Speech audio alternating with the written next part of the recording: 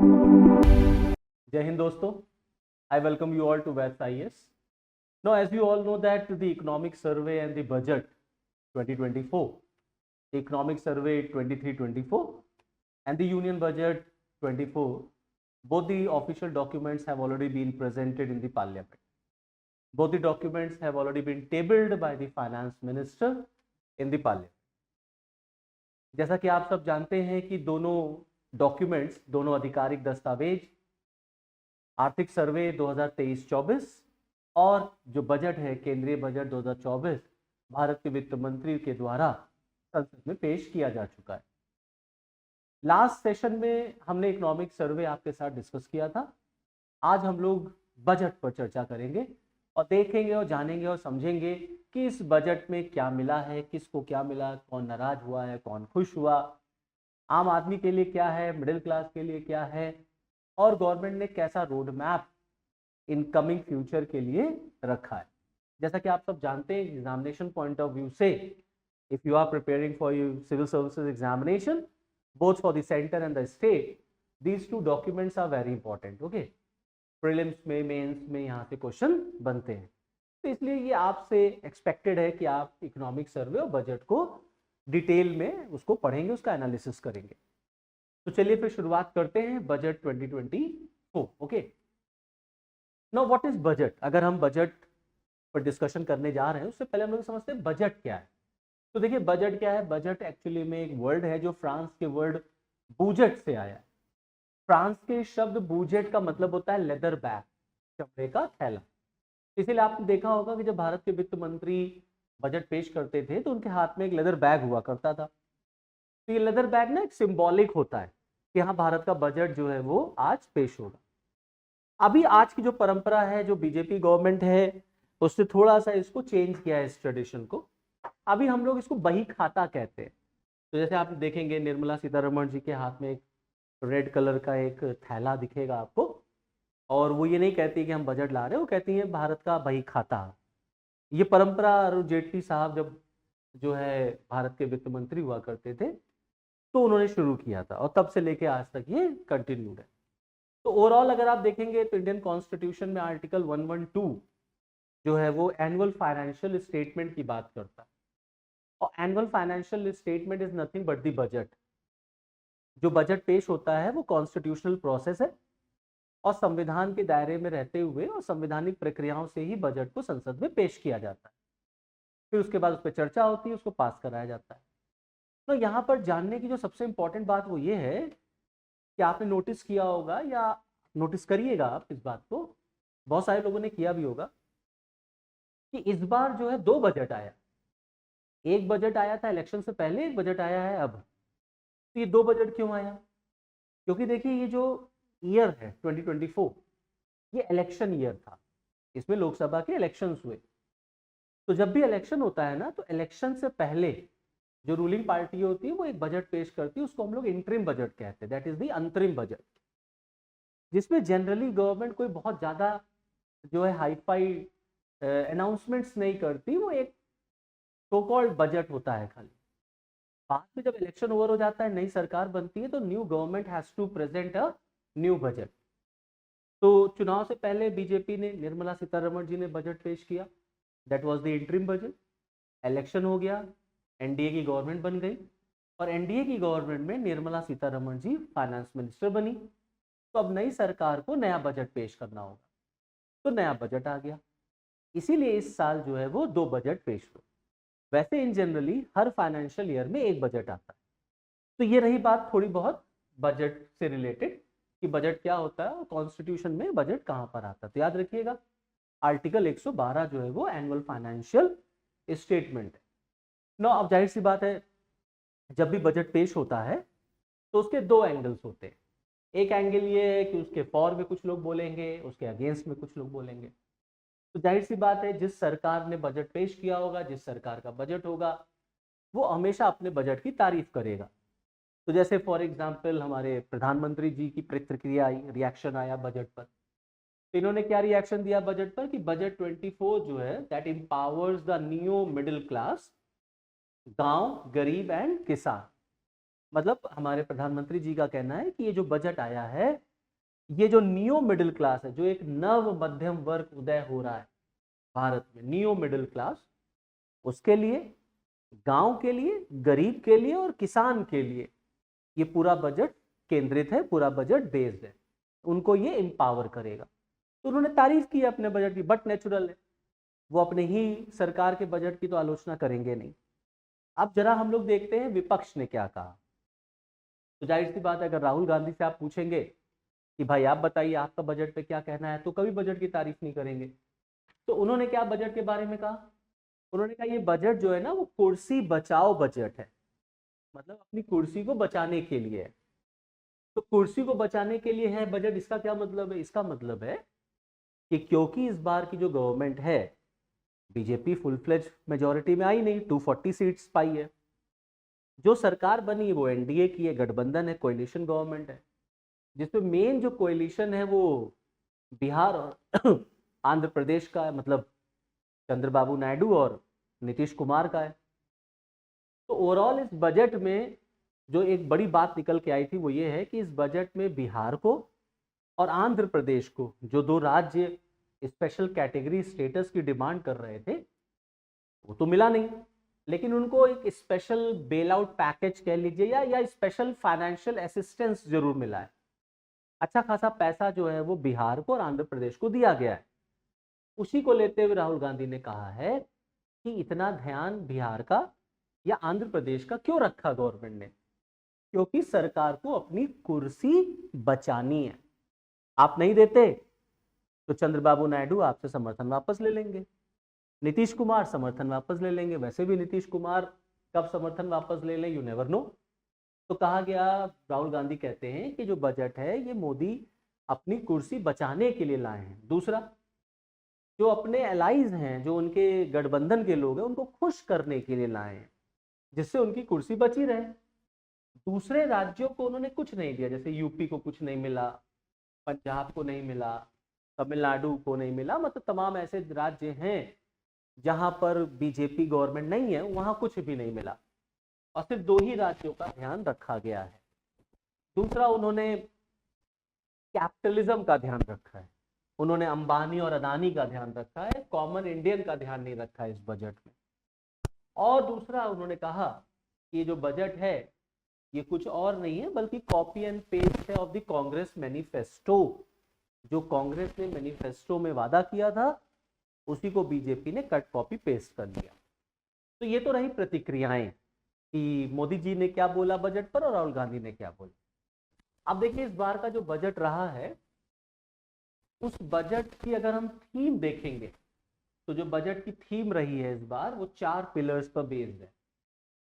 To generate employment, क्योंकि हमारे देश में बेरोजगारी बहुत है, समझ रहे हैं, गवर्नमेंट के ऊपर बहुत प्रेशर था, तो इस बार के बजट में एम्प्लॉयमेंट को कैसे जनरेट किया जाएगा उसको एड्रेस किया गया है। दूसरा स्किल, तीसरा एमएसएमई, और चौथा मिडिल क्लास, जो मध्यम परिवार है उसको लेकर के इस बजट में बात की गई है, सरकार का ऐसा कहना है। तो ये 4 जो हैं वो बजट के थीम्स हैं। इस बजट में 9 प्रायोरिटीज का जिक्र किया गया, टोटल 9 प्राथमिकताएं आपको दिखेंगी। निर्मला सीतारमण जी ने 9 प्रायोरिटीज की बात की, जैसे first is productivity and resilience in agriculture, second is employment and skilling, third is social justice, manufacturing and services, fourth urban development, शहरों का विकास, energy security, infrastructure, innovation, R and D develop करना, innovation, नवाचार, and next generation reform. Next generation reform की बात की गई। तो total 9 priorities are there in this year's budget. Okay, now ये प्रायोरिटीज पे आपसे क्वेश्चन पूछा जा सकता है in prelims also as well as in mains also. Now total budget में इस बार का जो बजट रहा, अगर आप उसकी शुरुआत देखेंगे तो मेन फोकस जो मोदी 3.0 के बजट, पहले बजट का रहा, वो ये था कि उसने गरीबों, युवाओं, अन्नदाता और महिलाओं पर ध्यान केंद्रित किया है। आपको पता होगा कि नंबर ऑफ टाइम्स भारत के प्रधानमंत्री ये बोल चुके हैं, कह चुके हैं, 23 में तो बहुत चला था कि उनका मानना है कि देश में सिर्फ 4 ही जातियां हैं, वो 4 जातियों को उन्होंने नाम दिया था ज्ञान। According to Prime Minister Shri Narendra Modi, there are only 4 castes named as Gyan. Now Gyan में G is for Garib, Y is for Yuva, A is for Annadata, that is farmers, and N is for Nari. तो इस बार का जो budget आया है उसमें भी जो इंक्लूड किया गया है वो इस 4 चीजों को इंक्लूड किया गया है। ओके, नाउ बजट का जो रोड मैप है, ये जो बजट है ये टोटल विकसित भारत 2047 तक देश को जो विकसित करना है उसका ये एक तरीके से फाउंडेशन ले करता है। तो जो भी बजट है उसमें विकसित भारत को ध्यान में रखते हुए बजट बनाया गया है। और विकसित भारत में ये 4 जो लोग हैं जिन्हें हम ज्ञान नाम से जानते हैं, ये बड़ा इंपॉर्टेंट रोल प्ले करेंगे। फिर चाहे वो किसान हो, देश का फार्मर हो, चाहे वो गरीब हो, चाहे वो महिलाएं हो, और चाहे वो युवा हो। तो गवर्नमेंट रिकॉग्नाइज करती है इन चारों के कंट्रीब्यूशन को। So therefore, this budget focuses on on 4 major castes, and these 4 major castes are basically making the contribution, or they are to prepare the roadmap for the विकसित भारत। इसीलिए इस बजट में इन चीजों का जिक्र किया गया। अब अगर हम देखते हैं प्रायोरिटीज क्या क्या है विकसित भारत की, तो जैसे पहला मैंने प्रायोरिटी आपको बताया था ना यहाँ पर, that is productivity and resilience in agriculture. तो what is under productivity and resilience in agriculture? तो गवर्नमेंट ऑफ इंडिया बता रही है, इस बजट में बताया गया है कि सरकार कैसे कृषि के क्षेत्र में उत्पादन को बढ़ाएगी, प्रोडक्टिविटी को बढ़ाएगी। जैसे for example transforming agriculture research. Bharat सरकार कृषि रिसर्च पर, कृषि अनुसंधान को ट्रांसफॉर्म करेगी जिससे प्रोडक्टिविटी जो है वो हमारे देश में बढ़ सके। और प्रोडक्टिविटी बढ़ेगी तो ऑब्वियस सी बात है किसानों की आमदनी बढ़ेगी, और गवर्नमेंट का टारगेट है कि हमें किसानों की आमदनी को दुगना करना है। उसके बाद नेशनल कोऑपरेटिव पॉलिसी, ये कोऑपरेटिव सोसाइटीज के ओवरऑल डेवलपमेंट के लिए बनाया जाएगा। फिर है आत्मनिर्भरता, हमें oil seed such as mustard, groundnut, soybean, sunflower वगैरह में हमें आत्मनिर्भर बनना है, जिससे इसका फायदा स्ट्रेट अवे हम किसको दे सकेंगे, हम किसानों को देंगे। और आत्मनिर्भर बन जाएंगे तो हमको इंपोर्ट कम करना पड़ेगा, तो कहीं ना कहीं हम इन्फ्लेशन को भी इससे कंट्रोल कर पाएंगे। दूसरा, खेती के लिए, एग्रीकल्चर के लिए नई variety of seeds 109 new high yielding and the climate resilient varieties of 32 field and horticulture crop will be released for cultivation by farmers. तो कहीं ना कहीं एग्रीकल्चर के लिए हम जो है वो क्लाइमेट चेंज का ध्यान रखते हुए हम नई वैरायटीज की जो सीड्स है उनको हम मार्केट में लाएंगे। Plus vegetable production and supply chain, supply chain पे ध्यान दिया जाए, वेजिटेबल प्रोडक्शन पे ध्यान दिया जाए, जिससे मार्केटिंग स्मूथ हो सके, सप्लाई चेन हमारा जो मैनेजमेंट है, सप्लाई चेन मैनेजमेंट, वो हमारा सही हो सके, और ओवरऑल फिर इसका फायदा जो है वो एग्रीकल्चर के प्रोडक्शन में बढ़ेगा। साथ ही साथ भारत सरकार का मानना है कि गवर्नमेंट नेचुरल फार्मिंग को प्रमोट करेगी, और लगभग 1 crore farmers, 1 crore farmers across the country will be initiated into natural farming, supported by certification and branding in next 2 year. 1 crore farmers को गवर्नमेंट नेचुरल फार्मिंग के लिए जो है वो प्रमोट करेगी, और भारत में नेचुरल फार्मिंग को बढ़ावा दिया जाए, प्राकृतिक खेती को हम बढ़ावा देंगे, जो कि प्रो क्लाइमेट होगा, क्लाइमेट चेंज को देखते हुए होगा। प्लस यहाँ पर किसानों की इनपुट कॉस्ट जो है वो कम आएगी, और जब किसानों की इनपुट कॉस्ट कम आएगी तो ऑटोमेटिकली उनकी आमदनी जो है वो, या उनकी जो इनकम होगी वो बढ़ी हुई नजर आएगी। ओके, तो ये चीजें जो है गवर्नमेंट ने productivity and resilience in agriculture के फील्ड में प्रायोरिटी दी है, जिससे हमें विकसित भारत की तरफ आगे बढ़ना है। एक चीज और बड़ी इंपॉर्टेंट बात है, डिजिटल पब्लिक इंफ्रास्ट्रक्चर, इस पर भी सरकार ध्यान देगी, जिससे जो भी फार्मर्स और उनके जो लैंड सर्वे वगैरह हैं उनका हम डिजिटलाइजेशन करा सकें। तो डिजिटल इंफ्रास्ट्रक्चर का यूज होगा खेती के फील्ड में भी, फार्मिंग के फील्ड में भी। Okay, now second is that is employment and skilling. अब एम्प्लॉयमेंट और स्किलिंग पर कैसे भारत सरकार के सामने मैंने अभी आपको बताया that India right now is facing the major challenge related to unemployment, और जो विपक्ष है वो भी लगातार सरकार के ऊपर हमलावर है कि देश में बेरोजगारी दर बहुत है। अब बेरोजगारी दर इसका मतलब है युवाओं को नौकरी नहीं है, तो अनएम्प्लॉयमेंट को कैसे कम किया जाए। तो यहाँ पे सरकार ने बजट में ऐलान किया है कि गवर्नमेंट एम्प्लॉयमेंट के लिए 3 स्कीम्स जनरेट करेगी, 3 schemes for employment linked incentive. जैसे फॉर एग्जांपल देखो, जो फर्स्ट टाइमर होंगे जिनको पहली बार नौकरी मिलेगी, उनके लिए गवर्नमेंट ने क्या किया है। तो सरकार की तरफ से अनाउंस किया गया है स्कीम ए में 3 स्कीम्स गवर्नमेंट ने कहा हम शुरू करेंगे। तो पहली स्कीम जो है उसमें कहा गया है for the first timers that 1 month wage to new entrant in all formal sectors in 3 installments up to 15,000। मतलब पहली बार जिस पर्सन को पहली बार फॉर्मल सेक्टर में नौकरी मिलेगी, उसको 1 महीने की तनख्वाह, पहली तनख्वाह भारत सरकार की तरफ से दी जाएगी, और 3 इंस्टॉलमेंट में उसको सरकार अप टू 15,000 रुपए देगी। 3 इंस्टॉलमेंट में 15,000 तक सरकार की तरफ से मिलेगा, और ये लगभग भारत में 210 लाख युवाओं को जो है वो बेनिफिट पहुंचाएगा। तो गवर्नमेंट इस तरीके से देश में जो एम्प्लॉयमेंट की प्रॉब्लम है, अनएम्प्लॉयमेंट की, उसको दूर करने की कोशिश कर रही कि पहली बार जिसको फॉर्मल सेक्टर में नौकरी मिलेगी उसको पहली तनख्वाह सरकार की तरफ से। तो सरकार आपको नौकरी भी दिला रही है और सरकार आपको पहली तनख्वाह भी दे रही है। ओके, दूसरा जॉब क्रिएशन क्या है मैन्युफैक्चरिंग में। अब सेकंड जो जॉब क्रिएशन है मैन्युफैक्चरिंग, उसमें क्या है, link to first time employees, incentive to both employees and an employer for EPFO contribution in specified scales for the 4 years and expected to benefit 30 lakh youth। यहाँ पर जो manufacturing sector है, जो पहली बार एम्प्लॉइज हैं, link to first time employees, जो पहली बार एम्प्लॉइज होंगे उनको लिंक कर दिया जाएगा EPFO से, और प्लस इंसेंटिव दिया जाएगा दोनों को, एम्प्लॉयर को भी और एम्प्लॉय को भी। सरकार का मानना है इससे कम से कम 30 लाख युवाओं को बेनिफिट मिलेगा। तीसरी स्कीम एम्प्लॉयर्स के लिए, support to employers, government reimburse करेगी EPFO कंट्रीब्यूशन को जो कि एम्प्लॉयर्स ने किया होगा up to 3,000 per month for 2 years for all the new heirs.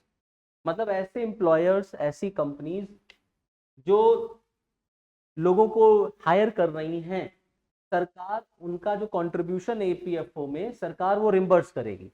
कोई कंपनी EPFO में अपने एम्प्लॉइज को पैसा दे रही है, कंट्रीब्यूट करती है, गवर्नमेंट उस कंपनी को रिम्बर्स कर देगी वो पैसा।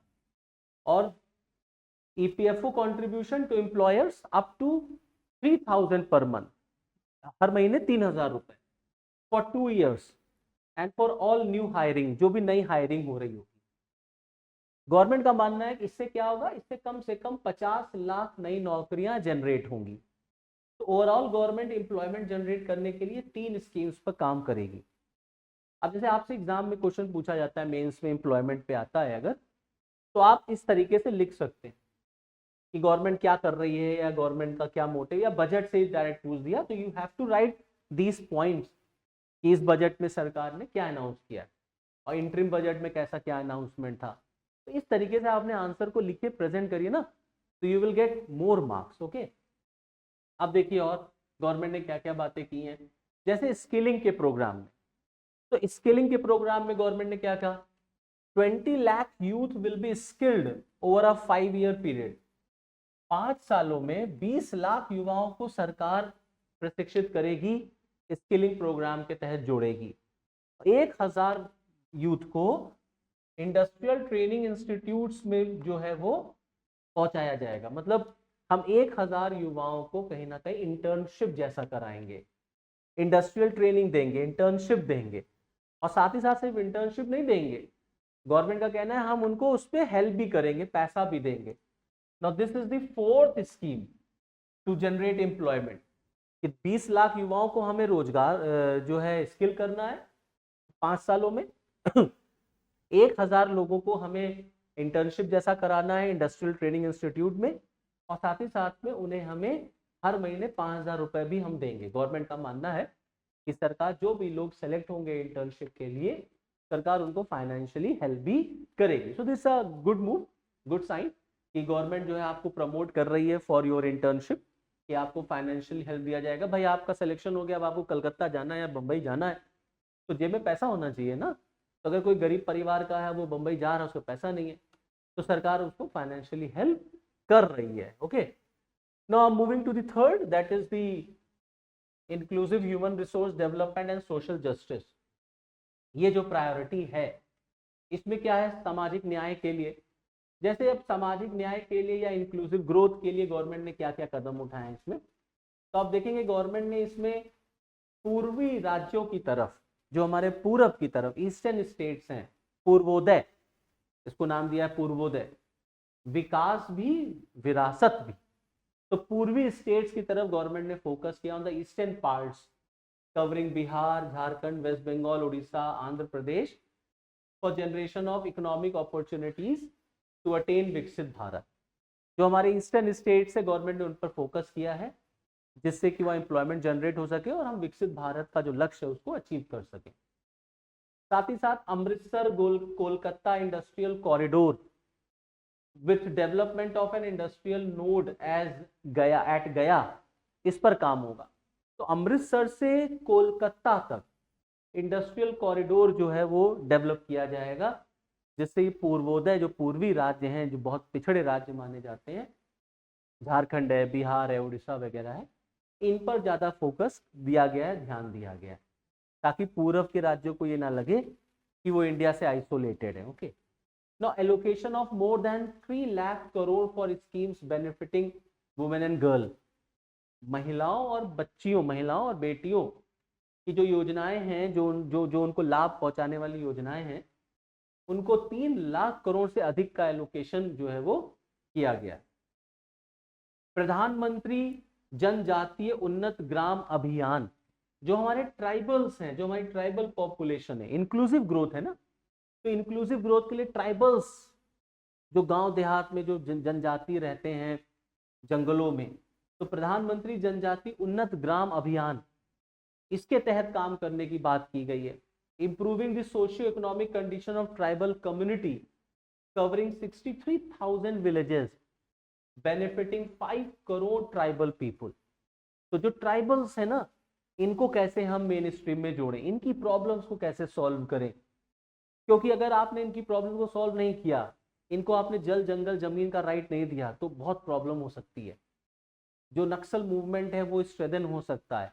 प्लस ये भी आपके ही देश के हैं, इनको भी कॉन्स्टिट्यूशन ने राइट दिया है, तो गवर्नमेंट को इन्हें भी फोकस करना है, इनकी तरफ भी ध्यान देना है। तो जो अभियान हमारा है प्रधानमंत्री जनजातीय उन्नत ग्राम अभियान, इसका जिक्र किया गया है कि इसमें जो है कम से कम 5 करोड़ ट्राइबल पीपुल्स को जो है वो बेनिफिट किया जा रहा है। More than 100 branches of India post payment bank will be set up in the north eastern region. जो आपका नॉर्थ ईस्ट रीजन है, नॉर्थ ईस्ट जो पूर्वोत्तर के राज्य हैं, जो 7 सिस्टर स्टेट्स हैं, वहां पर हम इंडिया पोस्ट पेमेंट बैंक के 100 से अधिक ब्रांचेस स्टैब्लिश करेंगे, जिससे हम यहाँ पर फाइनेंशियल इंक्लूजन को प्रमोट कर सकें, and with the help of financial inclusion the inclusive growth. तो जो आपकी एक सेपरेटिज्म की, जो आपकी एक अलगाववाद की समस्या है, गवर्नमेंट कहीं ना कहीं उस पर ध्यान दे रही है। Okay, now the special announcement for the Andhra Pradesh reorganization act. Now the financial support of 15,000 crore, 15,000 crore का वित्तीय सपोर्ट जो है, that will be arranged in the financial year 24-25। It's a huge amount कि सरकार आंध्र प्रदेश को 15,000 करोड़ रुपए की आर्थिक सहायता देगा। Now the completion of Polavaram irrigation project ensuring food security of the nation. Now ये जो इरिगेशन प्रोजेक्ट है, इसको कंप्लीट करने में सरकार सहायता करेगी, जिससे फूड सिक्योरिटी को हम इंश्योर कर सकें। प्लस जितने भी एसेंशियल इंफ्रास्ट्रक्चर्स चल रहे हैं आंध्र प्रदेश में, उस पर ध्यान दिया जाएगा, उसको पूरा करने की कोशिश की जाएगी, चाहे वो वाटर से हो, चाहे वो पावर हो, रेलवे है, रोड है, तमाम चीज। जैसे for example Hyderabad Bengaluru industrial corridor, तो ये हैदराबाद बेंगलुरु इंडस्ट्रियल कॉरिडोर जो है, ये बड़ा इंपॉर्टेंट माना जा रहा है वहाँ के डेवलपमेंट के लिए, तो इस पर जो है वो ध्यान दिया गया है। विशाखापट्टनम चेन्नई इंडस्ट्रियल कॉरिडोर, तो गवर्नमेंट ऑफ इंडिया का इस बजट में आंध्र प्रदेश को कहीं ना कहीं दिया गया। पॉलिटिकल रीजन भी हो सकता है कि भाई ऑब्वियस सी बात है, टीडीपी पार्टी जो है जाहिर सी बात है वो बीजेपी के सपोर्ट, मतलब बीजेपी को सपोर्ट कर रही है। तो ओवरऑल अब कोalition गवर्नमेंट की कुछ तो मजबूरियां होती ही हैं, उस मजबूरी के तहत जो है ये चीजें की गई हैं। लेकिन ओवरऑल ठीक है, अल्टीमेटली किसी राज्य का डेवलपमेंट हो रहा है तो उससे देश का ही डेवलपमेंट होगा। ओके, नाउ अब next priority that is of to the manufacturing and the services sector. अब सर्विसेज सेक्टर और मैन्युफैक्चरिंग सेक्टर को गवर्नमेंट ने कैसे क्या अनाउंसमेंट किया। सबसे इंपॉर्टेंट, जो मुद्रा लोन लिमिट थी उसको बढ़ा दिया गया। तो मुद्रा लोन लिमिट जो तरुण कैटेगरी में 10 लाख तक की मिला करती थी, अब मिलेगी कितने की, 20 लाख रुपए की। तो ये एक माइलस्टोन है, ठीक है। एमएसएमई सेक्टर, जानते हैं आप कि एग्रीकल्चर के बाद अगर सबसे ज्यादा रोजगार कहीं मिलता है तो एमएसएमई में मिलता है, इंडियन इकोनॉमी का बैकबोन माना जाता है। तो क्रेडिट गारंटी स्कीम जो है वो एमएसएमई सेक्टर के लिए रहेगी, वहां पर काम करेगी। MSME units for food eradication quality and safety testing, इस पर बात की गई है। क्रेडिट सपोर्ट एमएसएमई सेक्टर को दिया जाएगा, मुद्रा लोन बढ़ा ही दिया गया है। तो ओवरऑल कहीं ना कहीं एमएसएमई सेक्टर की महत्व, उसकी इंपॉर्टेंस को चेक करते हुए गवर्नमेंट ने ये कदम उठाया है। ओके, प्लस जो क्रिटिकल मिनरल्स हैं उसको रिसाइकिल, उसका डोमेस्टिक प्रोडक्शन, रिसाइकलिंग वगैरह, सर्कुलर इकोनॉमी जिसको आप कहते हैं ना, तो उस पर गवर्नमेंट ने ध्यान दिया है, ठीक है। अब यही इंटर्नशिप अपॉर्चुनिटी जो मैंने अभी आपको बताया था, इंटर्नशिप अपॉर्चुनिटी कि भारत सरकार जो है वो 5,000 रुपए पर मंथ देगी, ओके, जो लोग इंटर्नशिप के लिए सेलेक्ट होंगे, along with one time assistance of 6,000 through CSR fund. Government of India allowance देगी 5,000 का पर मंथ, 6,000 रुपए असिस्टेंस CSR के थ्रू दिया जाएगा, that is corporate social responsibility. तो जो कंपनीज हैं जो आपको ट्रेनिंग कराएंगी, इंटर्नशिप कराएंगी, उनको CSR के थ्रू 6,000 रुपया देना होगा। Now coming to the next priority that is the urban development. Now very important, अब जाहिर सी बात है देश की पॉपुलेशन बढ़ रही है, शहरों की डिमांड हो रही है, शहरों की अपनी अपनी समस्याएं हैं, शहरों का विकास कैसे, स्मार्ट सिटी हमें कैसे डेवलप करनी है, स्मार्ट सिटीज बनानी है हमको, उनका इंफ्रास्ट्रक्चर बिल्डअप करना है। तो अर्बन डेवलपमेंट के लिए क्या क्या काम किया गया, जैसे फॉर एग्जांपल भारत सरकार ने स्टैम्प ड्यूटी कम कर दी। तो स्टैम्प ड्यूटी स्टेट गवर्नमेंट लेती है, राज्य सरकारों को देना होता है। जब आप लैंड वगैरह परचेज करते हैं तो आप स्टैम्प ड्यूटी देते हैं। अब गवर्नमेंट ने इसको कम किया है, तो encouraging states to lower stamp duty for properties purchased by the women. खास तौर से महिलाएं अगर कोई प्रॉपर्टी खरीद रही हैं तो वहां पर स्टैम्प ड्यूटी कम कर दी गई, जिससे महिलाएं ज़्यादा प्रॉपर्टी खरीदें। अब ऐसा करने से फ़ायदा क्या, ऐसा करने से फ़ायदा ये है कि राज्य में इन्वेस्टमेंट बढ़ेगा, थोड़ा लैंड वगैरह के रेट जो है वो कम हो जाएंगे, इकोनॉमिकल डेवलपमेंट तेज हो जाएगा, लोगों को रोजगार मिलेगा, नई नई इंडस्ट्रीज आएंगी। अब लेकिन इसमें एक इशू भी है, इशू ये है कि जाहिर सी बात है ये स्टैम्प ड्यूटी तो स्टेट लेता है ना। अब जाहिर सी बात है जब आपने कह दिया स्टैम्प ड्यूटी कम किया जाएगा तो स्टेट नहीं कहेगा कि भाई हमारे रेवेन्यू का क्या, आपको तो लॉस हो जाएगा, क्योंकि ये अर्निंग कहाँ है, स्टेट की है। तो अब कैसे आप इसको इम्प्लीमेंट करेंगे, वेस्ट बंगाल सरकार मना कर दे, कहते हम नहीं इसको इम्प्लीमेंट करेंगे, तब तो सेंटर स्टेट रिलेशन आपस में, ये एक बहुत बड़ा ड्रॉबैक होगा इसमें आने वाले दिनों में कि राज्य जो है ना they are not going to easily accept this point कि आप स्टैम्प ड्यूटी को कम कर दीजिए। जैसे हमने देखा कि जब जीएसटी इंप्लीमेंट हुआ तो कितना हाय तौबा मची है ना, क्योंकि जब जीएसटी इंप्लीमेंट हो रहा था तो VAT has to go, VAT को जाना था। अब वैट जब खत्म हो रहा है तो स्टेट गवर्नमेंट जो है फिर उसका विरोध कर रहे थे कि भाई वैट तो राज्य सरकार की कमाई है। वैसे यहाँ पर भी होगा, देखेंगे फ्यूचर में किस तरीके से उसको इम्प्लीमेंट किया जाता है। ना स्ट्रीट मार्केट्स को डेवलप करने की बात की गई है। स्ट्रीट मार्केट जैसे फॉर एग्जांपल नहीं, अलग अलग शहरों में आप देखते होंगे कहीं संडे को बाजार लगती है, कहीं वेडनेसडे को बाजार लग जाती है, तो अलग अलग दिनों पे बाजारें लगती हैं। तो इस वीकली हार्ट की बात की गई है, वीकली हार्ट और the street food hubs in selected cities, इस पर जोर दिया जाएगा। वीकली हार्ट, साप्ताहिक बाजार लगाई जाए, उसी को हम लोग कहते हैं स्ट्रीट मार्केट। ओके, फिर ट्रांजिट ओरिएंटेड डेवलपमेंट, इस पर जोर देने की बात की गई है खास तौर से ऐसे शहरों में जहाँ पॉपुलेशन 30 लाख से ऊपर की है। अब यहाँ पर क्या होगा, ट्रांजिट ओरिएंटेड डेवलपमेंट का मतलब क्या, मतलब एक ही जो है क्षेत्र में, एक ही एरिया में सारी फैसिलिटीज आपको मिल जाए, तो आपका जो ट्रांजिट टाइम है वो कम हो जाएगा। ट्रांजिट मतलब आपका आना जाना कब हो जाएगा, वहीं आपका स्कूल है बगल में, वहीं अस्पताल है, आपका हॉस्पिटल है, you are having nearby market, तो आपका जो ट्रांसपोर्टेशन, आपका जो ट्रांजिट टाइम है वो कम होगा।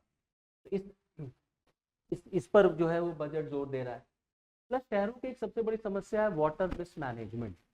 तो वाटर को मैनेज कैसे किया जाए, कैसे वाटर सप्लाई को प्रमोट करें, कैसे सीवेज ट्रीटमेंट करें, कैसे क्लीन ड्रिंकिंग वाटर हम लोगों तक पहुंचाएं, ये सारी चीज़ें जो है वो बजट में की गई है for your urban development. Okay, now housing के लिए, क्योंकि जाहिर सी बात है पॉपुलेशन बढ़ रही, तो हमें आवास चाहिए, तो प्रधानमंत्री आवास योजना 2.0 जो है वो उसको शुरू किया जाएगा, उस पर आगे काम होगा। Needs of 1 crore urban poor middle class families will be addressed with an investment of 10 lakh crore. 1 crore urban poor जो हो रहे हैं और मिडिल क्लास की फैमिलीज जो हैं उन्हें एड्रेस किया जाएगा, और 10 लाख करोड़ रुपया इसमें इन्वेस्ट होगा प्रधानमंत्री आवास योजना अर्बन में, जो शहरों में है। ओके, रूरल एरियाज के लिए भी चलती है प्रधानमंत्री Awas Yojana rural, and this is प्रधानमंत्री आवास योजना अर्बन। तो ये चीजें अर्बन डेवलपमेंट के लिए की गई हैं। Now coming to the security of energy, energy security. अब विकसित भारत बनना है तो ऑब्वियस सी बात है आपको एनर्जी को तो सिक्योर करना ही पड़ेगा। तो एनर्जी की सिक्योरिटी के लिए कैसे क्या क्या काम करने की बात बजट ने की है। एक बात बहुत बढ़िया बजट ने बोली है, that is initiative with private sector in nuclear energy. तो जो न्यूक्लियर एनर्जी है उसमें प्राइवेट सेक्टर की एंट्री जो है गवर्नमेंट अलाउ करेगी, and setting up Bharat small reactors, छोटे रिएक्टर्स जो हैं भारत स्मॉल रिएक्टर्स के नाम से वो सेट किए जाएंगे। तो प्राइवेट सेक्टर को गवर्नमेंट प्रमोट करेगी।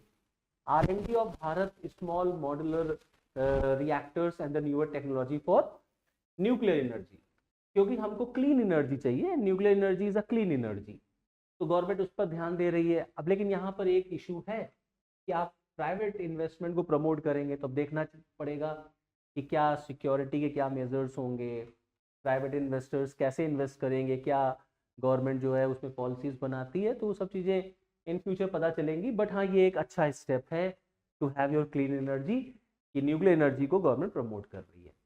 उसके बाद pumped storage facility for electricity storage and facilitation of smooth integration of the growing share of renewable energy. Renewable energy पर ज़्यादा ध्यान दिया जाएगा, प्लस उसको स्टोर किया जाएगा, मतलब उसका प्रोडक्शन होगा, उसको स्टोर किया जाएगा। ठीक है, ऐसे ही आप देखेंगे a joint venture between NTPC and भेल will set up a full scale 800 megawatt commercial plant, AUSU thermal power plant। Okay, तो ये भी एक एनर्जी सिक्योरिटी के लिए।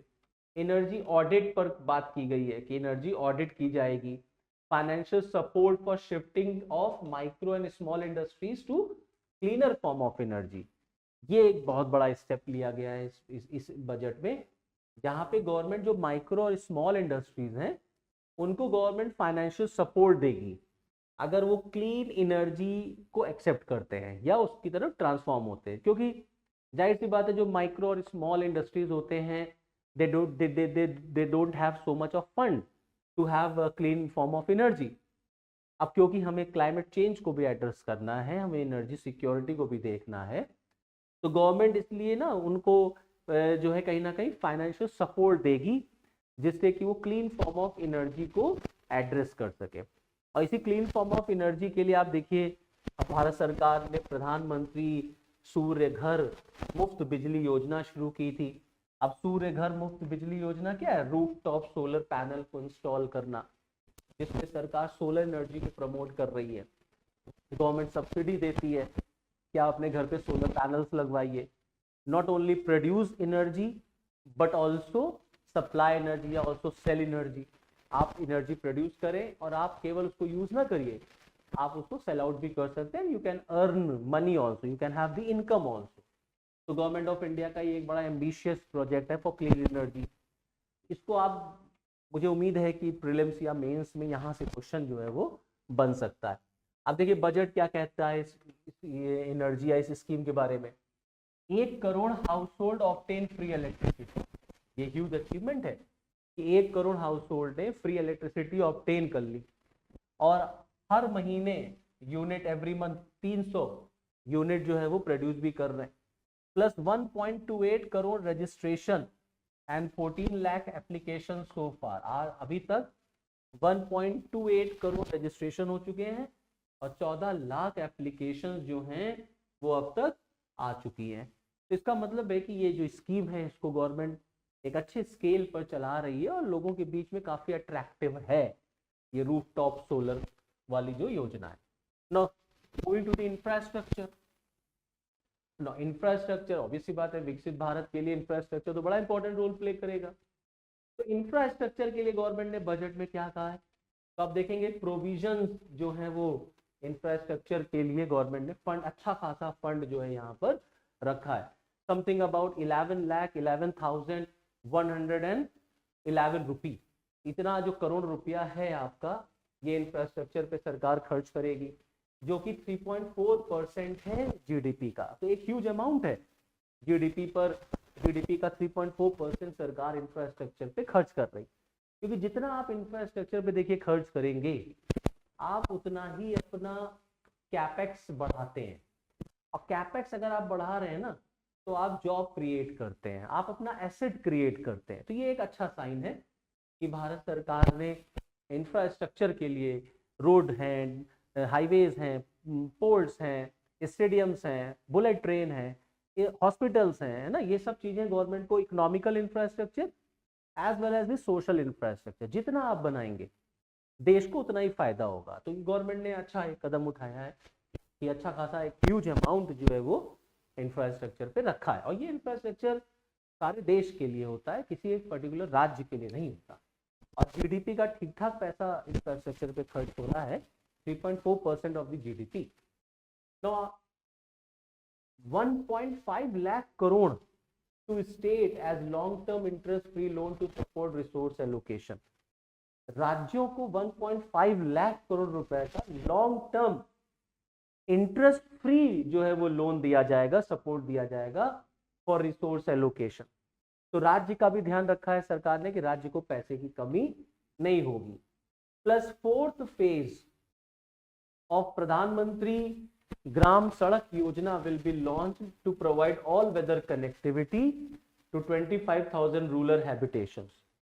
जो 25,000 रूरल हैबिटेशंस हैं उनको ऑल वेदर कनेक्टिविटी जो है वो दी जाएगी अंडर द प्रधानमंत्री ग्राम सड़क योजना, और इसका जो चौथा चरण है, जो 4th फेज है, वो इम्प्लीमेंट होगा। तो कहीं ना कहीं इंफ्रास्ट्रक्चर की जो बात है उस पर यहाँ पर ध्यान दिया गया। प्लस इरिगेशन और food, irrigation of flood mitigation का भी जिक्र किया गया है। जैसे फॉर एग्जांपल असिस्टेंस की बात की गई है, फ्लड मैनेजमेंट और related project in Assam, Sikkim and Uttarakhand. हम अक्सर देखते हैं बारिश होती है उत्तराखंड में बाढ़ आ जाती है, बारिश होती है पूरा असम डूबने लग जाता है। तो भारत सरकार जो है वो फ्लड मैनेजमेंट और उससे रिलेटेड प्रोजेक्ट्स के लिए हेल्प करेगी। प्लस हिमाचल प्रदेश को फिर से रिकंस्ट्रक्ट करने के लिए गवर्नमेंट कहीं ना कहीं जो है वो हेल्प प्रोवाइड करेगी, जिससे कि हिमाचल प्रदेश में जो भी इश्यूज हुए थे लास्ट रेन के बाद, लास्ट जब वहाँ पर बारिश हुई थी, उससे जो है हिमाचल प्रदेश आगे बढ़ सके। तो ये भी एक अच्छा साइन है, जिससे कि जो भी हिली एरियाज हैं, जो आपके माउंटेन एरियाज हैं, उनको हमने ध्यान में रखा है विकसित भारत के लिए।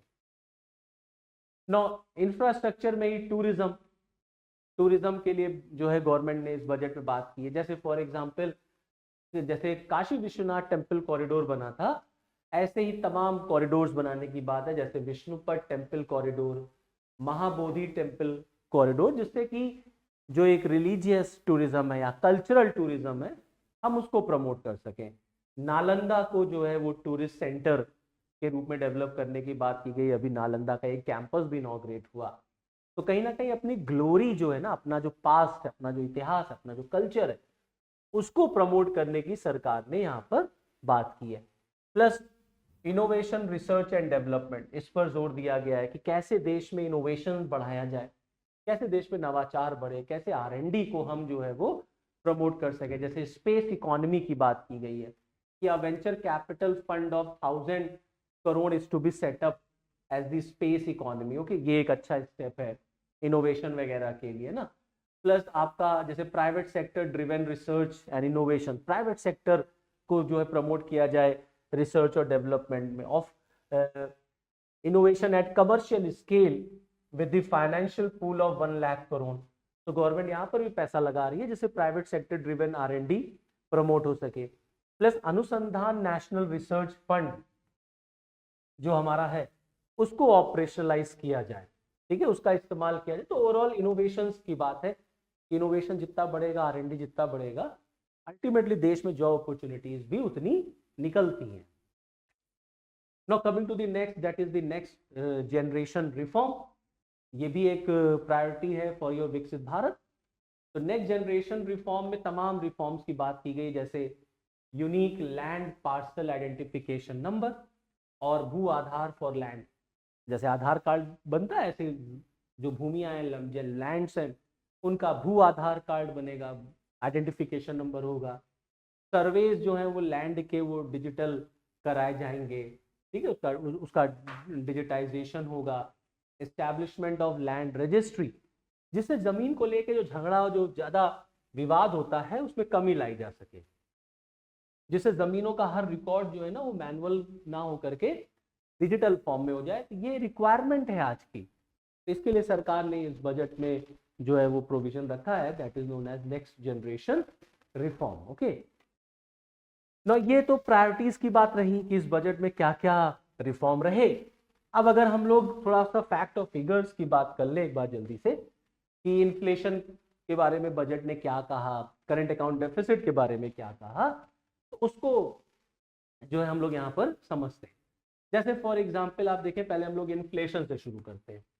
तो अगर आप इन्फ्लेशन को देखेंगे तो बजट कहता है कि इन्फ्लेशन में कमी आई है, गिरावट दर्ज हुई है। आप देख सकते हैं कि इस तरीके से ऐसे गया है, ठीक है। तो बजट में कहीं ना कहीं सरकार कह रही है कि वो कमी आई है, मतलब कंट्रोल्ड है।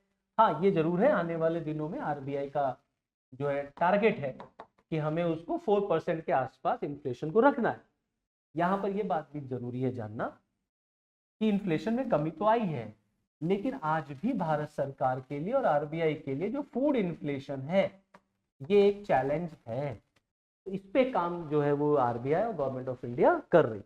बट जो हमारा बजट है वो बताता है कि 2020 से अगर हम 2023 तक चले तो आप देखेंगे कि इन्फ्लेशन जो है वो कम हुआ है, फिर बढ़ा और फिर कम।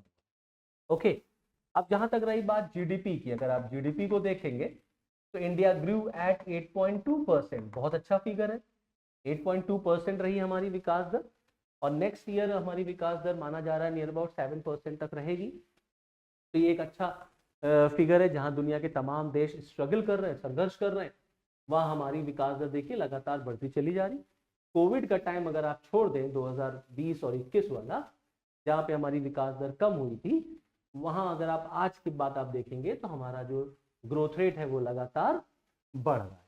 It's a good sign. रही बात करंट अकाउंट डेफिसिट की, चालू खाता घाटा की, तो करंट अकाउंट डेफिसिट को भी लेकर के गवर्नमेंट ऑफ इंडिया का ये मानना है कि अगर आप करंट अकाउंट डेफिसिट को देखें तो 15 से लेकर के अगर आप 23 तक चलेंगे तो थोड़ा सा यहाँ पर करंट अकाउंट डेफिसिट बढ़ा है, लेकिन यहाँ पर आप देखेंगे तो करंट अकाउंट डेफिसिट हमारा कम भी हुआ था।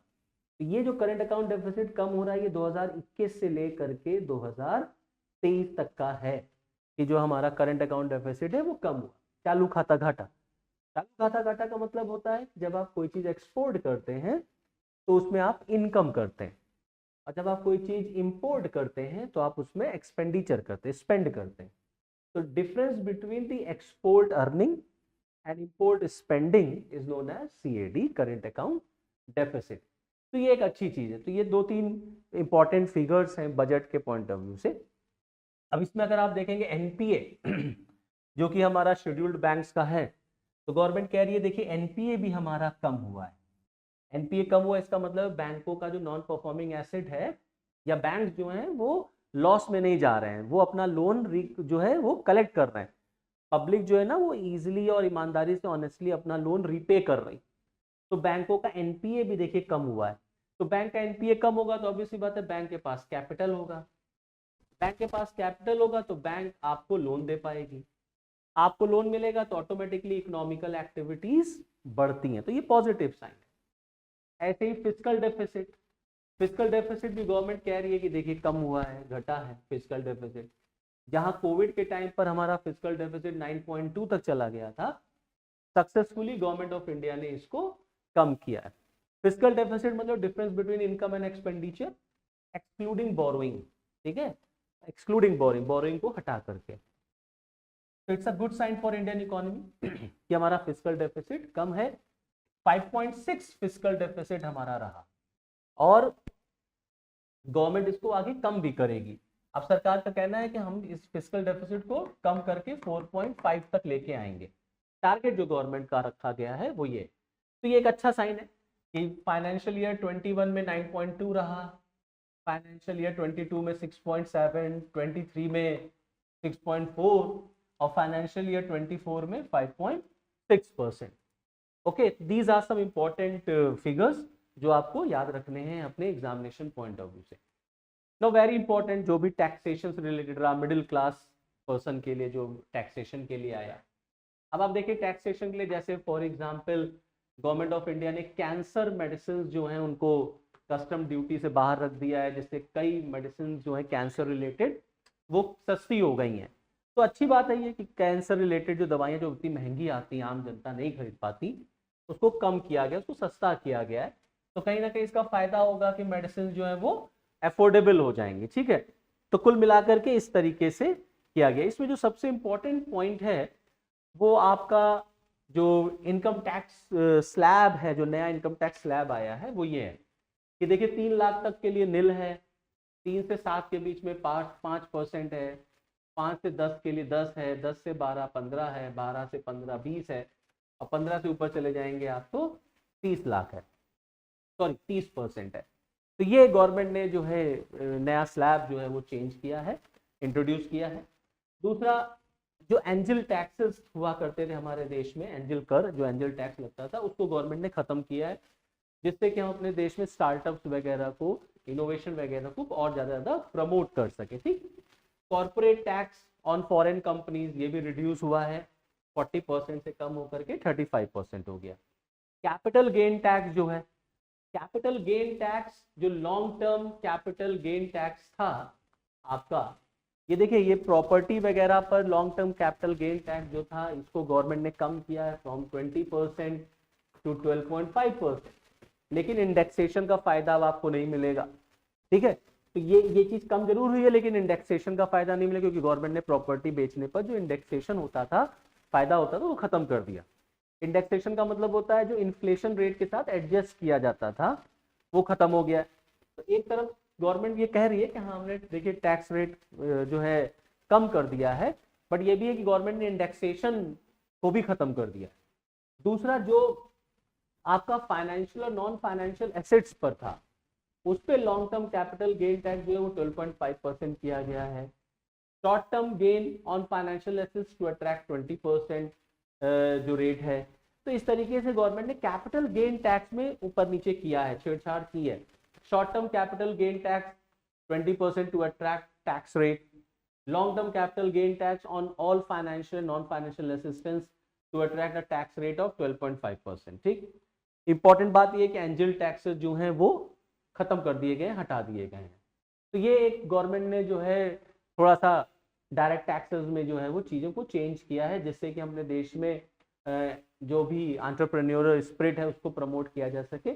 और गवर्नमेंट का मानना है कि न्यू टैक्स रिजीम आ जाने से मिडिल क्लास को जो है वो फायदा मिलेगा, तो मतलब मध्यम परिवार का जो पैसा है वो थोड़ा सा बचेगा। ओके, नाउ मूविंग अहेड, अब ये जानते हैं कि पैसा कहाँ से आता है और पैसा कहाँ से जाता है। जैसे फॉर एग्जाम्पल प्रीलिम्स के पॉइंट ऑफ व्यू से ये बहुत इंपॉर्टेंट है कि rupee comes from and rupee goes to. Okay, जैसे फॉर एग्जाम्पल अगर आप देखें कि ओवरऑल गवर्नमेंट की इनकम में 19% इनकम इनकम टैक्स से होती है, 18% जो है वो जीएसटी से हो रही है, कॉर्पोरेशन टैक्स 17% है आपका, plus borrowing and other liabilities जो है आपका वो 27% है। तो सबसे ज्यादा जो इनकम गवर्नमेंट की हो रही है वो आप देखेंगे अगर, तो बोरोइंग एंड अदर लायबिलिटीज जो कि 27% है, वहां से हो रही। इनकम टैक्स और जीएसटी अच्छा खासा गवर्नमेंट को इनकम दे देता है, 19% आ रहा है, 18% आ रहा। कॉर्पोरेशन टैक्स देखिए 17% है, नॉन टैक्स रिसिप्ट है 9%, non tax capital receipt and the custom duty, non डेब्ट कैपिटल रिसिप्ट 1% है, कस्टम जो है वो 4% है। तो ये फैक्ट आपको थोड़ा सा याद रखने, these facts are important for your prelims point of view से, वो डायरेक्ट पूछ देते हैं कि बताइए भारत सरकार की जो इनकम है वो सबसे ज्यादा कहाँ से हो रही है, सबसे कम कहाँ से हो रही है। तो एक सीक्वेंस में रखने को आपसे आ सकता है, तो थोड़ा सा इसको आपको मगअप करना पड़ेगा, याद करना पड़ेगा। ओके, ऐसे रुपया जाता कहाँ है, रुपी गोज टू। तो अगर आप रुपी गोज टू में देखेंगे ना, तो जाहिर सी बात है जब सबसे ज्यादा पैसा बोरोइंग से आ रहा है तो सबसे ज्यादा पैसा वहां पर जाएगा भी। तो 19% इंटरेस्ट पेमेंट में चला जाता है, लेकिन इससे ज्यादा पैसा सरकार दे रही है state share of tax and duties में 21%। तो अच्छा खासा पैसा देखिए जा रहा है, state share of tax and duties में 21% जा रहा, इंटरेस्ट पेमेंट में 19% जा रहा। ठीक है, ऐसे ही आप देखेंगे पेंशन में 4% है, अदर एक्सपेंडिचर 9% है, सेंट्रली स्पॉन्सर्ड स्कीम में 8% है, finance commission and other transfer 9% है आपका, डिफेंस में 8% है, सब्सिडी 6% है, और सेंट्रल सेक्टर स्कीम्स जो हैं यहाँ पर आपका 16% है। तो ये गवर्नमेंट का इनकम है और गवर्नमेंट का एक्सपेंडिचर है, यहाँ से पैसा आ रहा है और यहाँ पैसा जा रहा है। ठीक है, तो इसको आपको याद करना है, ये प्रीलिम्स के लिए बहुत इंपॉर्टेंट है, both for UPSC as well as for state. अगर आप ओवरऑल एलोकेशंस की बात करें तो आप ये मेजर एलोकेशंस हैं, किस सेक्टर को कितना पैसा दिया गया है, इन करोड़ की बात है। जैसे डिफेंस को, लैंड आपका रूरल डेवलपमेंट को, एग्रीकल्चर को, होम अफेयर्स को, एजुकेशन को, आईटी को, हेल्थ को, एनर्जी को, सोशल वेलफेयर को, कॉमर्स एंड इंडस्ट्री को, ये कुछ इंपॉर्टेंट हैं। ठीक है, तो इसको आप पॉज करके एक बार देख सकते हैं, पढ़ सकते हैं।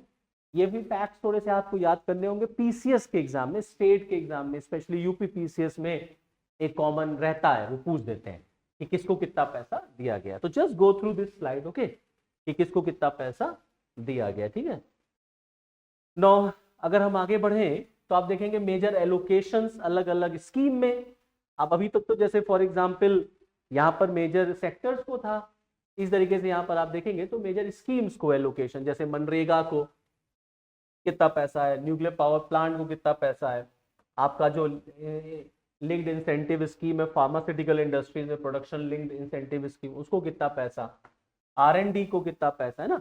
तो एक नजर आप इस पर भी जो है आपको दौड़ा लेनी है, इसको भी आप देख लीजिए स्लाइड को पॉज करके अपना, कि किसको कितना कितना पैसा गवर्नमेंट ने लास्ट में था और कितना पैसा इधर है। ओके, ये भी allocations to major scheme in crore है। ठीक, तो नाउ मूविंग अहेड, अब ये रिसिप्ट और एक्सपेंडिचर है कि कितना पैसा गवर्नमेंट रिसिप्ट के फॉर्म में मतलब इनकम जनरेट कर रही है और कितना पैसा जो है वो गवर्नमेंट एक्सपेंडिचर में कर रही है। तो जैसा कि बजट में दो रिसिप्ट होती है ना, रेवेन्यू रिसिप्ट और कैपिटल रिसिप्ट, ऐसे एक्सपेंडिचर होता है रेवेन्यू एक्सपेंडिचर और आपका कैपिटल एक्सपेंडिचर। अब इन जनरली ये माना जाता है कि गवर्नमेंट का जो कैपिटल एक्सपेंडिचर होता है वो बढ़ना चाहिए, रेवेन्यू एक्सपेंडिचर कम होना चाहिए, क्योंकि रेवेन्यू एक्सपेंडिचर से मतलब गवर्नमेंट कोई एसेट नहीं क्रिएट करती, लेकिन गवर्नमेंट को ये करना भी है, देना भी होता है, जैसे सब्सिडी वगैरह, क्योंकि गवर्नमेंट को गरीबी कम करनी है, ये तमाम चीजें करनी है, तो उसको रेवेन्यू एक्सपेंडिचर बढ़ाना पड़ता है। बट जब आप कैपिटल एक्सपेंडिचर बढ़ाते हैं तो ऑटोमेटिकली आप जॉब क्रिएट करेंगे, जैसे इंफ्रास्ट्रक्चर पे खर्च करना, तो that is the capital expenditure. Okay, तो revenue expenditure, capital expenditure, sorry revenue receipt, capital receipt, revenue expenditure and capital expenditure, budget में ये चीजें हम लोग पढ़ाते हैं क्लास में। ठीक, आई होप, मैं ये उम्मीद करता हूं कि आपको ये चारों टर्म्स पता है कि रेवेन्यू रिसिप्ट क्या होता है, कैपिटल रिसिप्ट क्या होता है, रेवेन्यू एक्सपेंडिचर क्या होता है और कैपिटल एक्सपेंडिचर क्या होता है। Okay, so therefore I am not going to explain all these terms, okay, all the important points. So this is all from this video lecture. Okay, thank you and Jai Hind.